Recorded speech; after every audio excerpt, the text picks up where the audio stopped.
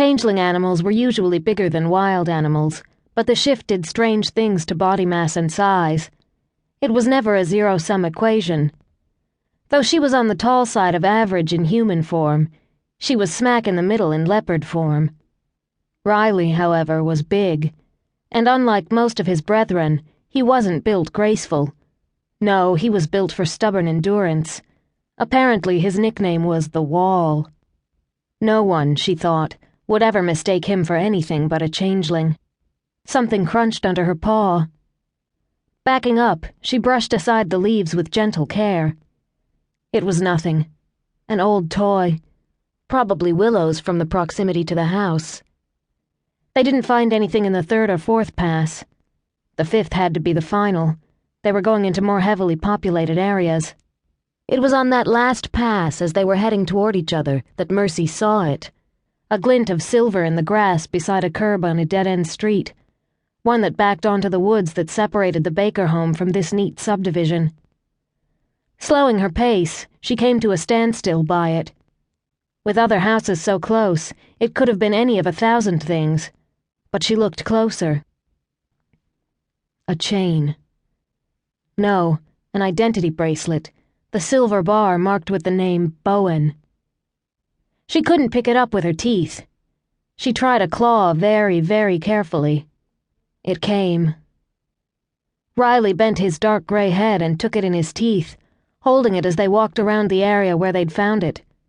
Nothing else jumped out. Nodding at each other, they ran back and shifted in the patch of woods where they'd left their clothes. Mercy took the bracelet the instant she was human and turned it over. Happy birthday, Bo. From Lily. Disappointment sat like lead in her stomach. Could belong to anyone. We might as well do a door-to-door. That street's the closest logical place for a vehicle to have waited. Yeah, the woods would have provided coverage. Gut clenching with a furious mix of worry and anger, she put the bracelet to the side and grabbed her clothing. Wonder if we can get satellite images. Riley pulled on his jeans and she almost moaned. Focus, Mercy. I'll check, he said, zipping up those damn jeans as she slid on her own. But we might get lucky with an insomniac. When he turned, she saw the marks on his back were almost healed. Fast, even for a changeling. Which meant Riley was more powerful than she'd guessed, more than he let on. There was nothing flashy about him, just... What the... His hands were on her waist and his mouth on hers before she could do more than gasp. Lightning. Bright. Sizzling. Perfect. This time she did moan, wrapping her arms around him and luxuriating in his strength, in the sheer speed with which he'd come at her. With both of them only wearing jeans, her breasts were pressed against the exquisite roughness of the hairs on his chest. She rubbed against him, giving in to the leopard's innate sensuality.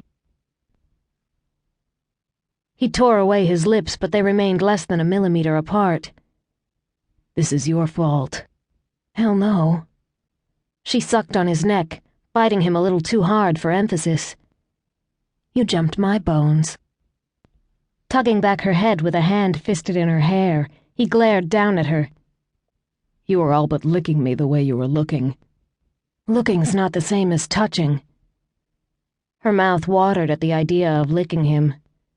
They'd been in too much of a rush last night, even the second and third time, as if they'd both been hungry so long they needed to gorge, but... We don't have time for this. He held her for another couple of seconds, pure male muscle and heated skin. We need to make time. It was an order. The cat hissed. The woman narrowed her eyes. What you need to do is let go of me before I give you some scars that won't heal over as quick. One big hand skated down her back to tease the top edge of her jeans. I bet if I touched you now, I'd find you silky and hot and damp. Her stomach grew taut as his fingers slid in past the denim, a little rough, all determined. Pushing. He was pushing her. But she was no tabby cat. She was a leopard.